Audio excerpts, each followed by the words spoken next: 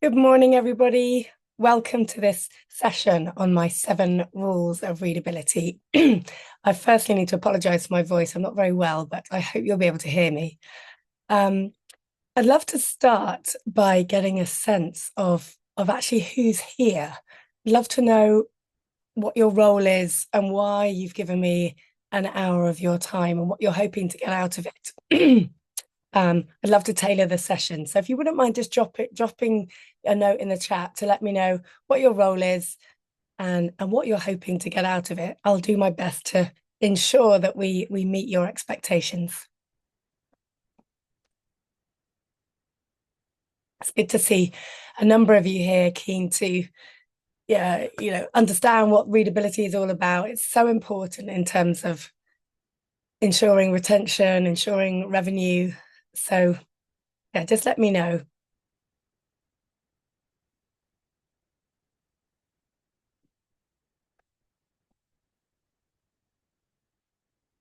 Okay.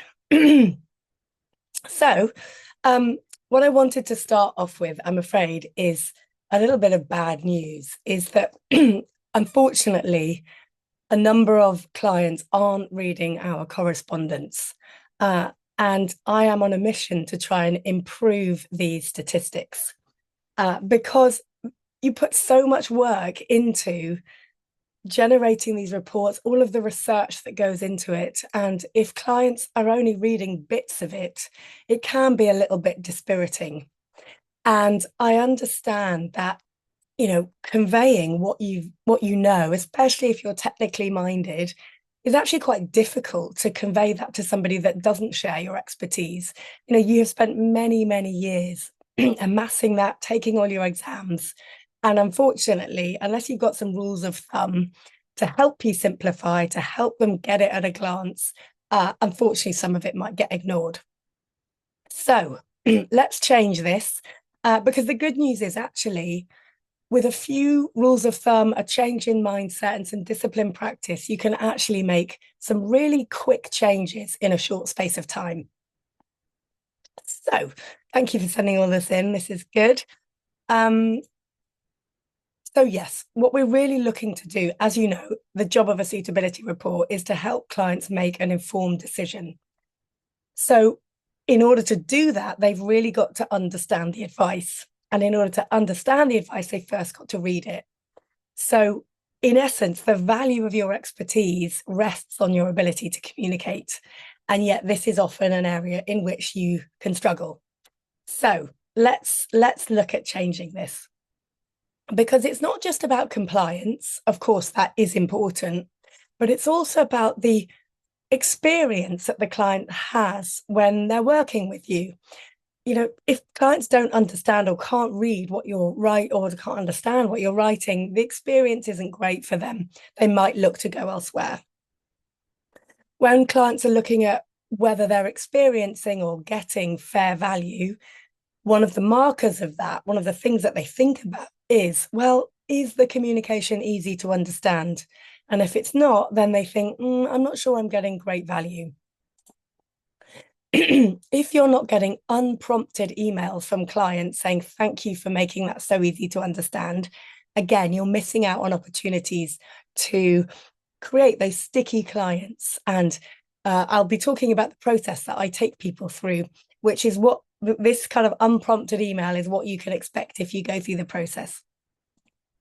If you're looking to sell your firm, of course, having sticky clients is so important. That's what's going to make your firm really attractive. If you're worried about wealth transferring out of your firm into the hands of spouses or children, you really need to make sure that the communication is clear and simple and easy to understand and engaging. And again, no one wants complaints. Making sure that your writing is really easy to understand will take you a long way to mitigate that. So the session is being recorded. I'll circulate it to those of you who are here, who have attended and who've registered. Do feel free to share it. I do want to change those readability statistics. I'll take questions at the end, but I'll ask for your input as we go, and we'll finish by 12. So in terms of how we'll spend that hour, I want to go over 5 common mistakes that I see a lot. I've worked in this industry for many, many years, and there are things that people are doing daily which are really getting in the way of readability.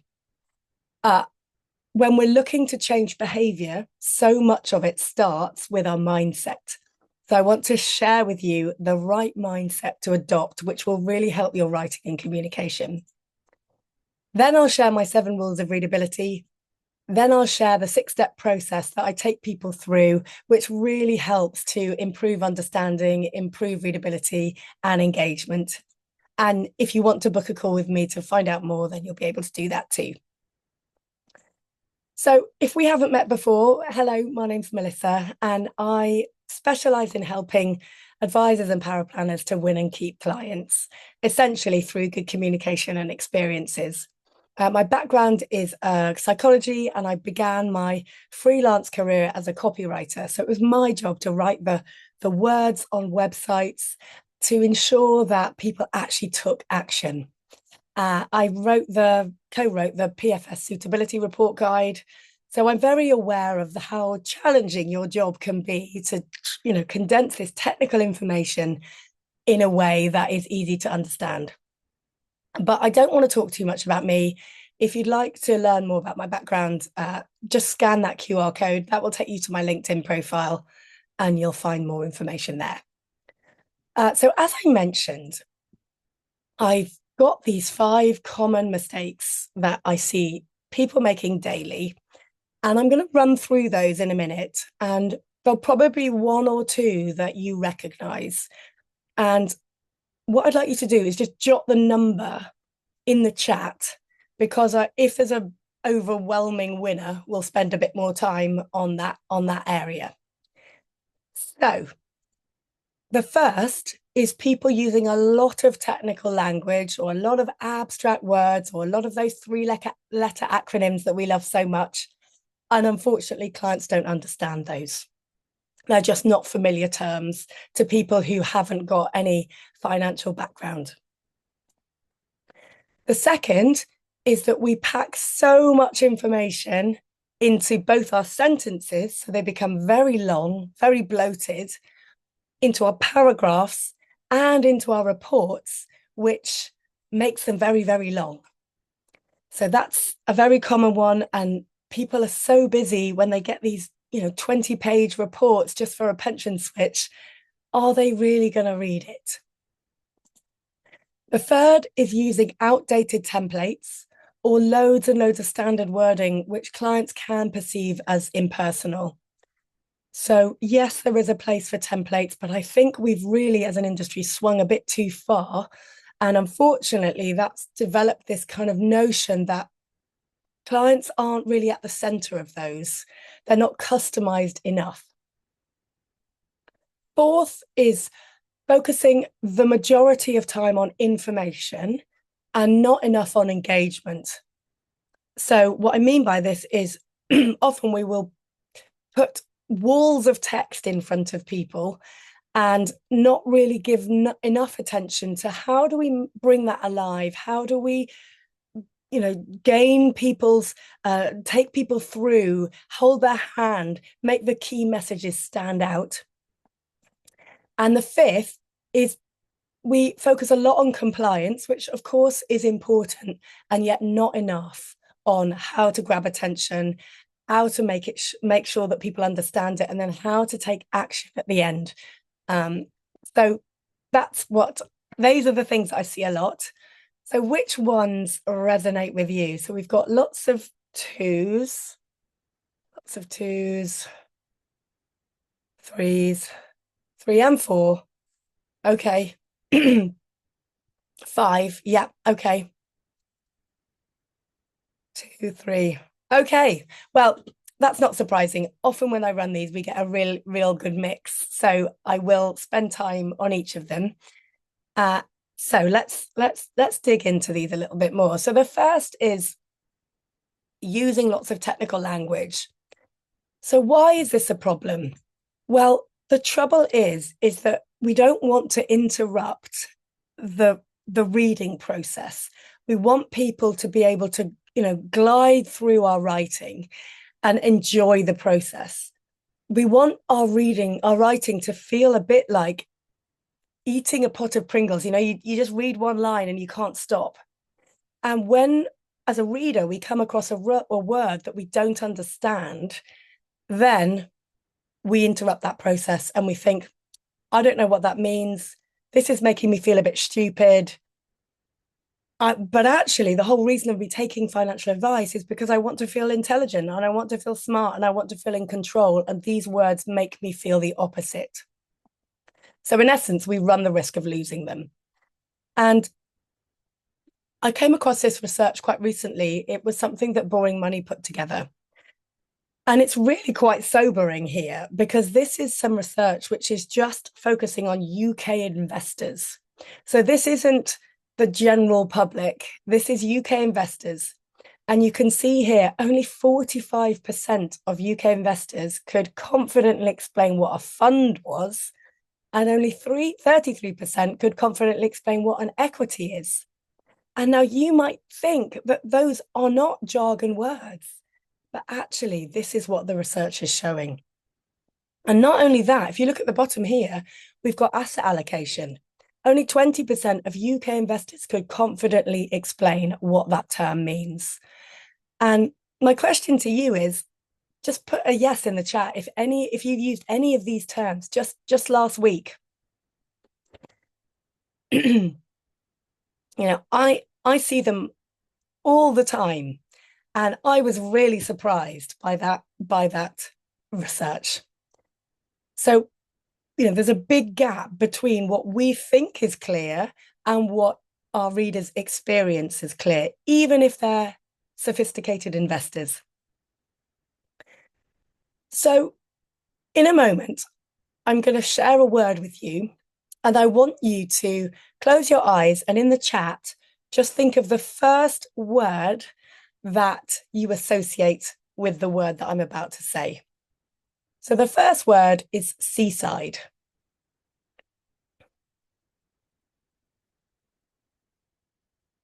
Beach. Yep, don't overthink it. Beach, beach, beach. Lovely. Super. Okay. The next word is crystallized. Don't overthink it. What is the first word that comes into your head? Sugar. Yeah. Often people will say things like ginger, capital gain. That's because you're in the industry. But very often when people think of the word crystallized, they think of crystallized ginger. But actually, we use those words. Now, you might think of uncrystallized and crystallized as jargon words. But remember, most people think about something becoming solid when we think about crystallizing something rather than liquidating. So we've got to really, really think about the words that we're using. Now, the rule of thumb is try to use familiar words to your reader, not fancy words. And I know this can be difficult because we get into this thing, which I call jargon blindness, when we're using terms that are so everyday to us that we forget that they're not everyday terms to our readers. So if you wanted a list of jargon terms that I have given a makeover to make to sort of simplify and convey more meaning, then I provide that in the program that I run. So the next mistake that people, I would say, commonly use is they pack an awful lot of information into sentences and paragraphs, which makes them very long. And I know a number of you chose this one. So what we have to realize is, I think suitability reports have become a bit like these TV controls, is that we've just put so much in that actually we almost render them useless. And when I ask people, so what's behind you putting so much in? This is kind of what people often say to me. the job of a suitability report is to help clients make an informed decision. And I'm worried about leaving something out, which might mean that they can't make that decision. And I'm worried about not being compliant. Or they're giving me their life savings. I need to prove how much I know so that I build their trust. Or, I'm so focused on what I have to tell them, I forget who I'm writing for. So I really want to challenge this because actually, I think we're getting this the wrong way round. What we need to do is really get clear on what needs to be in the suitability report.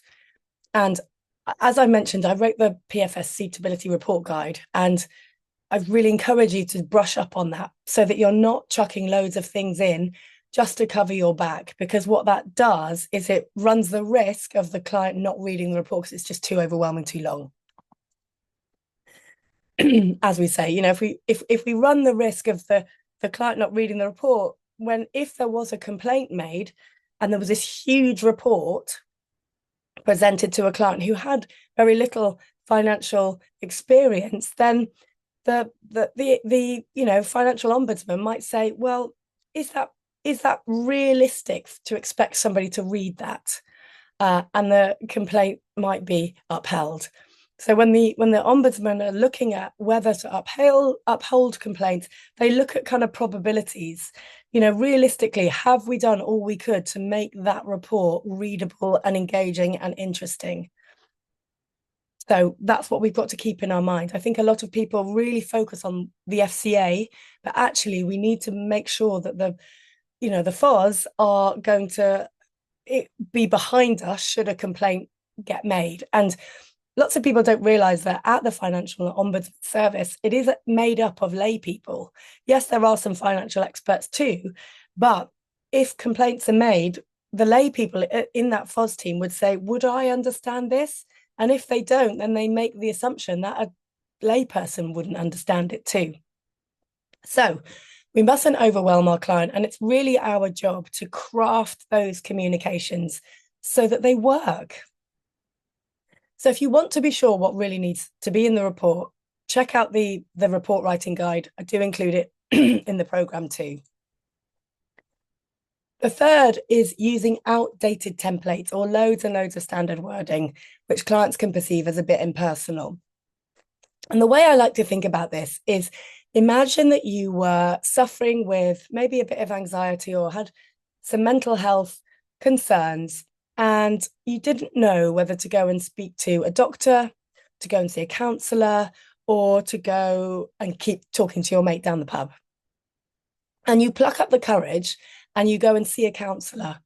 And this person is absolutely lovely. You feel very safe. You end up, telling her all sorts of things. But then after the meeting, you get a report which seems to be written by a robot. And that would be so jarring, wouldn't it? You would feel very different about that experience. And I think this is what often happens. The advisors and the planners are really delightful, friendly people.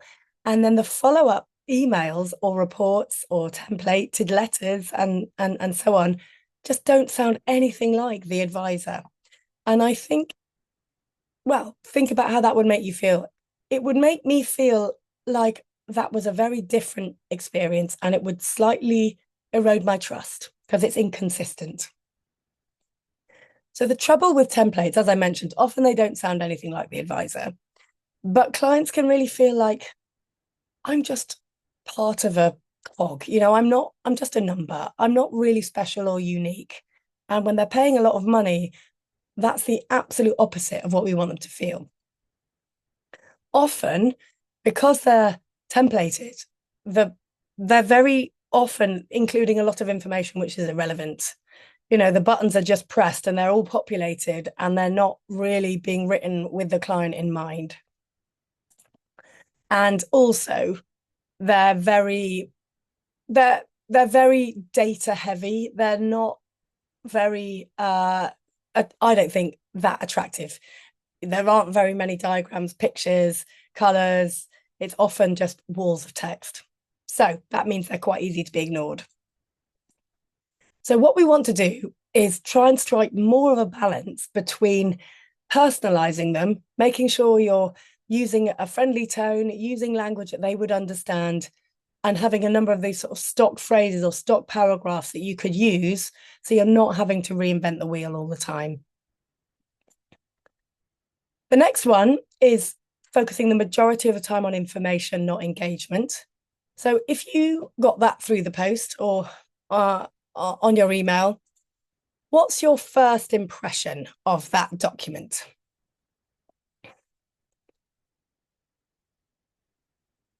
Let's imagine you were really busy, your bandwidth was pretty narrow. Is that an enticing page? It's a bit boring. It's very black and white. Yeah. It's too long. It's really information heavy. Yeah. Yeah. It's and this is a sort of thing that's really, really common. So what I would really impress upon you is that if you don't know how to grab and maintain attention, we're just going to get ignored. And then we're going to have to spend loads of time following up and chasing and nudging people. And that can be a big waste of time. And it's one of the big areas that I focus on in the programs. Like, how do we get our clients to pay attention to what we're saying? And that's where understanding a little bit about psychology can really help. And this is where I wanted to sort of bring in some of those elements in the process. I'm not going to talk too much about it now, but the fact that people don't often have a process, the process is very much compliance led. And now we just need to broaden that out and make sure our reader is really at the center. Because as I mentioned earlier, this quote from Andy Bounds has really stuck with me for many years. Effective communication isn't about actually what you say or write, it's about what people do afterwards. And really, in order for people to take action, we really need to make sure that we're writing for them. And so this is why I want to talk about how to get into the right mindset. So the first principle, there are lots of principles I could share, but the first principle really is to write for your reader. Whenever you talk to any professional writer, they always tend to hold their target audience, the person that they're writing for, in their mind. So this is really what I want you to remember. Now, you might think, okay, well, that all sounds well and good, but how do I do this? Especially if I've not met them, especially if you're a paraplanner, you don't go to the meetings, or you're an outsourced paraplanner. Well, try and hold them in your mind. So if you haven't met them, maybe you can get a picture of them by talking to your advisor. What are they like? What are they worried about? What age are they? What stage of life are they? Do you know anyone a bit like them? And just try and think about them as you're writing for them. The next is then, when you've been able to do that, is to write from their point of view. So what I mean by this is, when we write from someone's point of view, we're able to convey much more meaning, and therefore we're able to create much more likelihood of action following that. So as an example, I live in Bristol, and a number of years ago, the Harbourside was developed, and a whole load of high-end apartments were built. And this was the developer's sign. So Wapping Wharf Marketing Suite, if you were passing by as a pedestrian, would that sign mean anything to you? Marketing Suite. It doesn't mean very much to you, does it? Yeah, lots of no's. And that's because it's been written from the developer's point of view.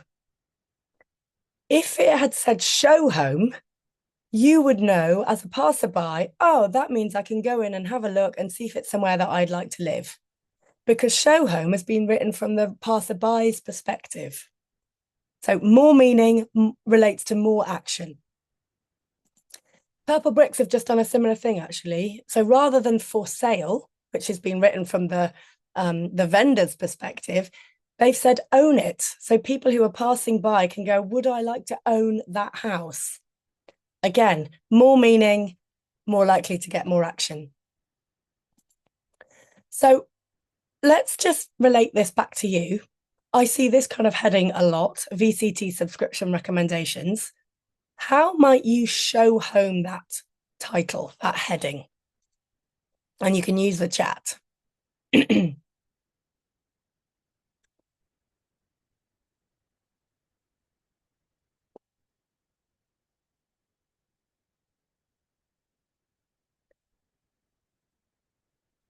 How might you turn VCT subscription? Yes, focus on the benefits. Exactly.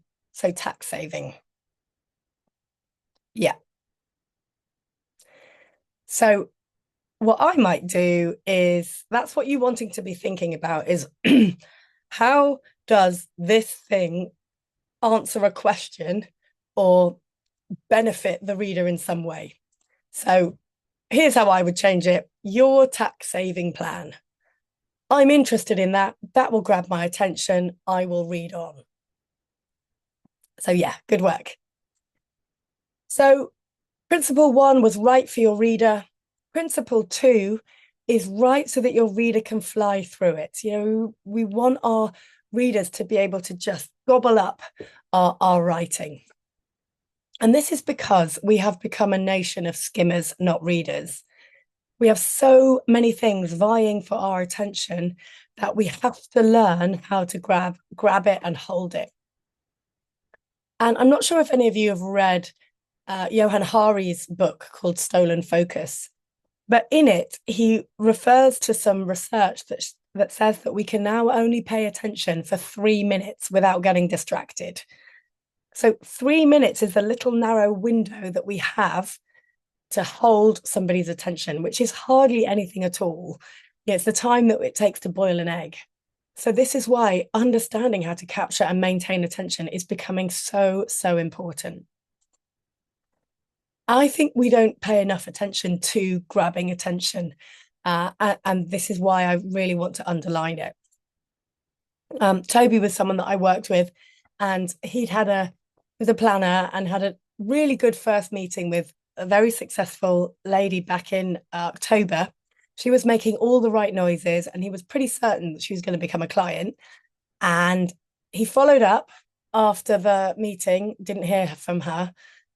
The days became weeks, the weeks became months, and then he joined the program. And when I was looking at how he was titling the subject lines in his emails, I realized it was really easy to understand. So we just did some little tweaks, and he got a response the next day. So if you're getting ghosted, what you want to be looking at is how well are you capturing their attention. So let me know if following up and nudging and chasing is something that you spend quite a lot of time doing. Do you feel a bit awkward about that? Because it's quite difficult to strike that balance between, not sounding pushy and maintaining being professional. Yeah. It definitely is an art. If you want some help with that, I'm really willing to help those of you on the session with this. So I've made 5 slots available. So if you want to just scan that QR code, I'm very happy to just have a quick look at some of your emails, and I might be able to offer a few principles that you might want to apply so that you're not having to spend so much time following up and chasing. So yeah, I'll pop it up again at the end as well, and just put follow up in the Calendly notes. Okay, so let's now, with all of those principles and all of those theories in place, let's now look at the 7 rules of readability, because they will now probably make more sense to you. So the first is we have to start with what our readers care about. So this is how we will grab and maintain their attention.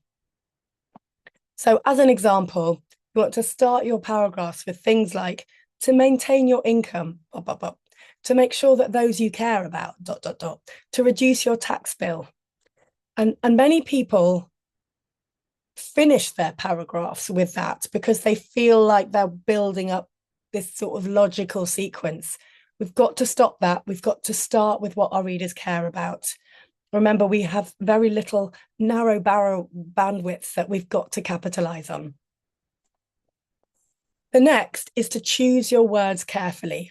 So this is why it's so important to hold your reader in your mind. And remember those statistics around even the UK investors didn't know what an equity in a fund and asset allocation is.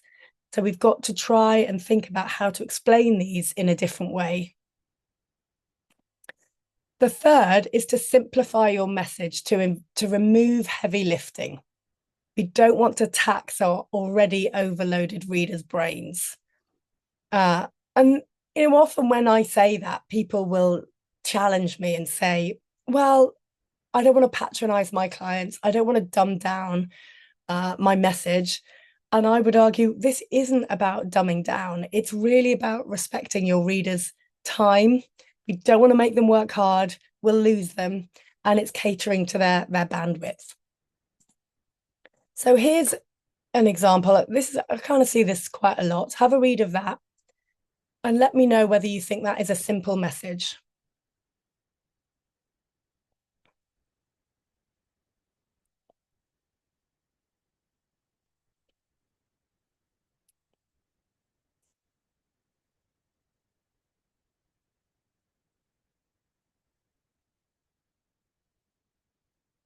Yeah, Bruce says no. To us, yes, but to the client, exactly, Kelly. It is to us, but not necessarily to a client. Exactly. It's simple, but quite technical. Now, Matthew, you think it's simple, but like we've got the word crystallized in there, we've got an acronym in there. I don't know what highest marginal rate means. There's quite a lot in there, isn't there? Yeah. So it's really technical. And actually, if you just thought about how to apply some of these rules, you might say something like, the income we recommend you to draw from your pension will be taxed at, and then you'll actually put the amount that you're going to tax it at. So what they care comes first. What they care about comes first. That's how you grab their attention and maintain it through the documents. Good. Okay. So then the next rule is to keep one idea per sentence. Keep one idea per sentence. This is how we don't overly tax our readers' cognitive bandwidth. We don't want to bloat our sentences with loads and loads of ideas.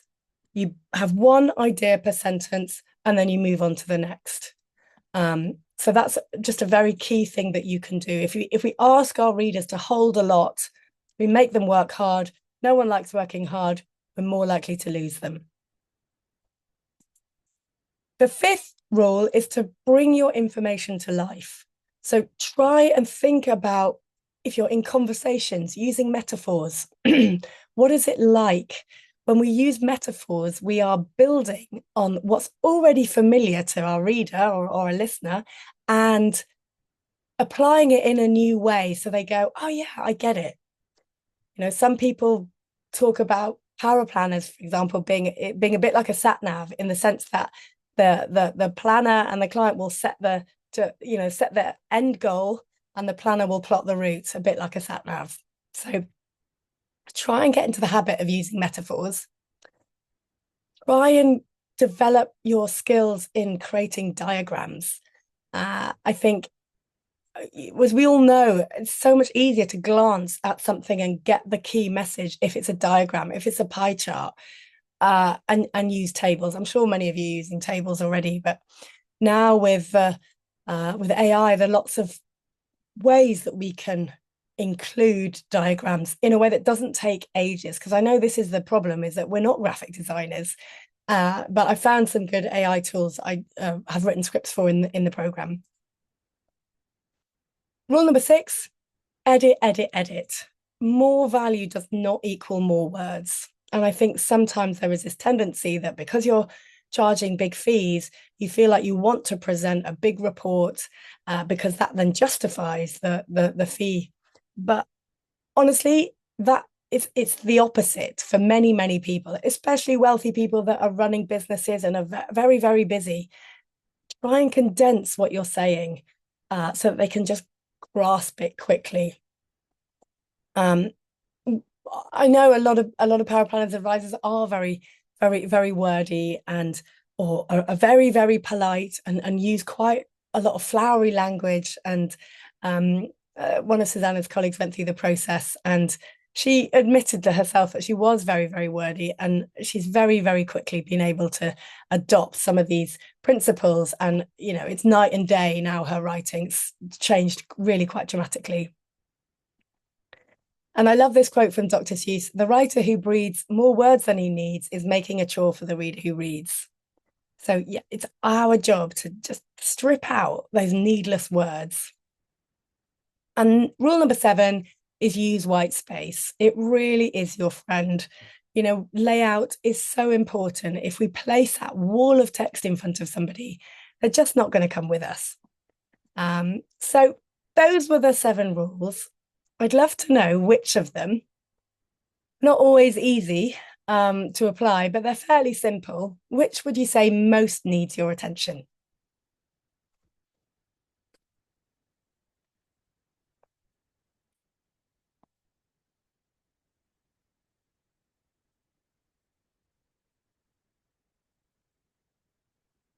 Number 6, edit. Yep. 1 to 6. Yeah.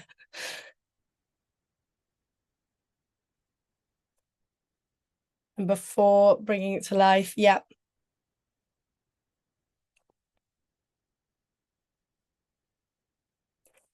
Kelly, on number 6, what I'd suggest is you try not to edit whilst you're writing. So, because when we're writing, we're using a different part of our brain to when we're editing. And if you're constantly switching between them, it's going to slow down the process. And I know, efficiency is incredibly important in our firms.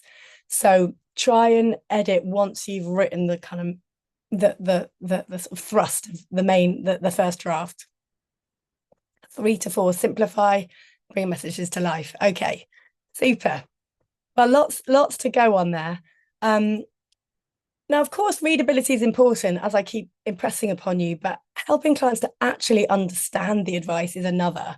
And of course, the regulation is all about understanding. This is what the FCA says. We want consumers to understand the information that they're given and make timely and informed decisions. And Gareth was someone that went through the program, and he was kind of frustrated that his templates were pretty formal, quite a lot of jargon, not that client focused or friendly. Hardly any diagrams, and he hadn't even finished the program, and he'd got an unprompted email from a client saying, thanks so much for making that really easy to understand. And he'd been in the industry for a long time and had never got an email like that before. So that was extremely pleasing, and the kind of thing that you can expect if you also go through.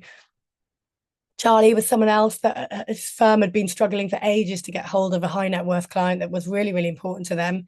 She applied what she'd learned in the action module and got a response the next day. So all of this is really pleasing. So I just want to run through these 6 steps, which is the process that I teach. The first is attention. So as I keep saying, understanding how you use your subject lines, how you start your paragraphs, how you are making sure that the key messages jump out. It's really, really important in your documents.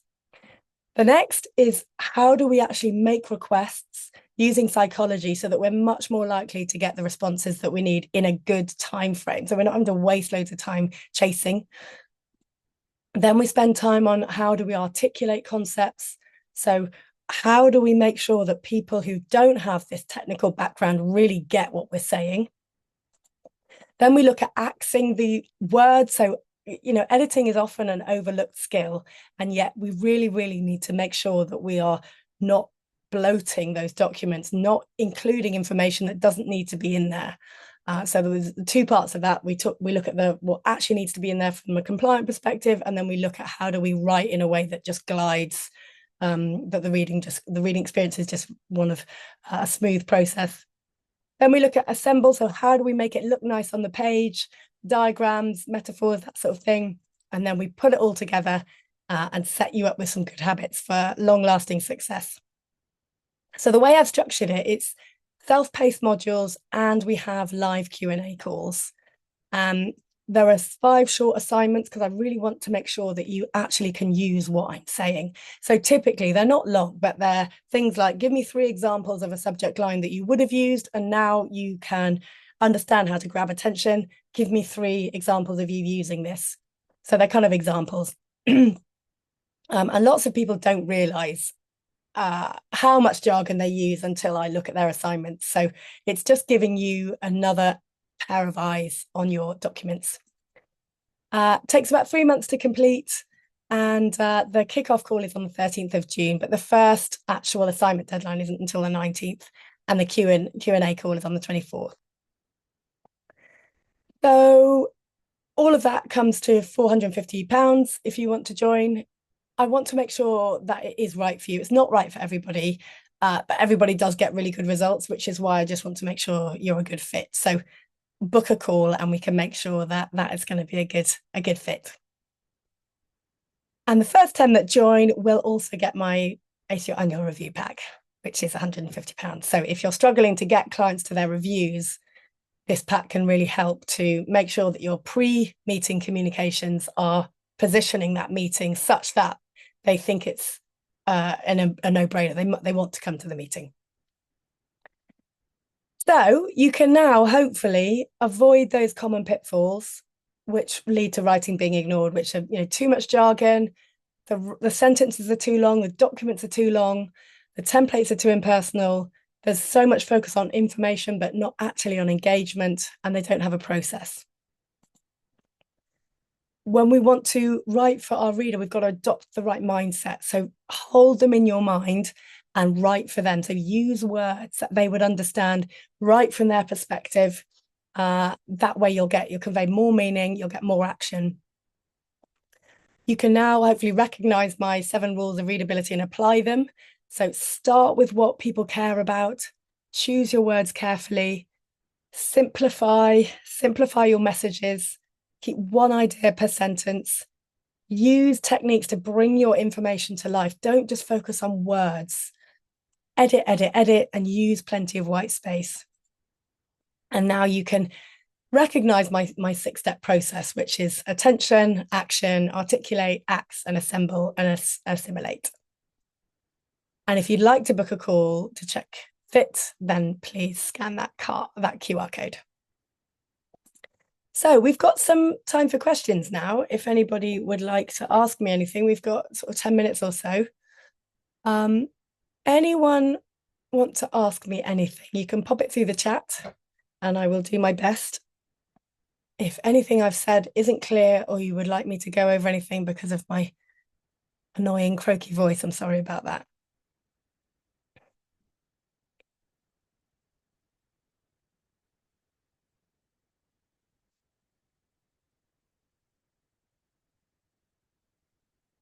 So, do you think the length of the suitability report makes an impact on the readability? I do, actually. Yeah, I think often, as I mentioned right at the beginning, people put a lot of things in the suitability reports that don't really need to be in there, or they're structured in such a way where they don't use the appendix in a way that I believe it should. So in my mind, we want an executive summary which has got the key points that people could just grab at a glance and get the key facts. And then when we're explaining things, then we want to signpost that and explain things in much more detail in the appendix. So for people that want the detail, they can go and get it and we're still compliant, but we're not sort of jamming up the report with lots of information that some people just don't want.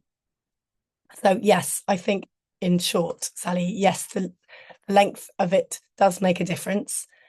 Yeah, when I've undergone consumer duty training, we were told the average reading age was 9 in the UK, but our reports were coming out at a reading age of 13. Should we be aiming at a lower reading age? And do you think we can explain products at a lower reading age without seeming like it's too dumbed down? Yeah, Sally, I do. I think this is where you can be creative and start using things like metaphors to explain things which aren't dumbed down. They're just easy to understand. So when you're thinking about explaining technical concepts, one of the good rules of thumb is to start with what the concept does rather than what it is. Because when you start with what it does, then it helps people get the big picture. And when we're learning something new, it's very hard for us to sort of hold on and comprehend the details without seeing the outline first. So many of us don't know how we process information. And that's why we want to start with the big picture and then drill down. Okay, let me go back. How can we make letters more readable when following company templates with standard wording that has to be included? Kelly, what I would say is try and see if you can amend the templates. Many firms are rewriting their templates because they're just not quite fit for purpose these days. Either they sound, maybe their clients are complaining about them, which is, definitely some firms that I'm working with. So I think it's ultimately, if you're using templates, it's about trying to change the templates so that you can have more scope to personalize them. Oh, no worries, Kevin. What sort of diagram tools do you use? Well, I have done quite a lot of research on this. And one of the things, I've tried ChatGPT. I know Michael's on here, so Mike, I don't know if you want to jump on and jump on your ideas, but ChatGPT didn't really work for me. I spent loads of time trying to write scripts for it. Maybe it was I wasn't using it very well, but the one that I have used, I've got loads actually, which I'll give you one, but if you want more, you join my program, is Napkin. And I've written scripts for Napkin to help create a diagram that explains what risk profile is, and so on. So like common technical terms that we want people to understand, you don't need to reinvent the wheel, just do it once. And then you've got that diagram that very quickly shows everything that makes up someone's risk profile. Okay. Right. In my last role in the EB sector, they use PowerPoint for recommendation reports. Can you see this being adaptable for wealth management firms? Yeah, I've seen it done actually, Vic. I think some people, especially at annual review stage, they will write the recommendations as part of a presentation, and they'll run through that at the review. So I think that can work. I think the key thing really is to ask your clients, if you can do a survey, how do you like being communicated to? Some people with neurodiversity might prefer you just to talk through a Loom video and then follow up with some written documents so they actually can hear and see you talk it through, and then you've got the follow-up. So I think PowerPoints can work. I don't think it's really about the medium so much. It's about how do we convey the key information in a way that is engaging and they really understand. Yeah, Vic, a lot of reports contain product descriptions. Is it okay to issue an accompanying brochure that provides this information? Yeah, I think that is, I guess it depends on what's in the product description, but I think, when you think really what needs to be in a report, it's the client objectives, the recommendations and the disadvantages and the costs and charges. So definitely you could signpost the product descriptions to the appendix, or to say it's look at the attachment which is also attached to this letter or to the report. So yes, I think product descriptions could go in the appendix.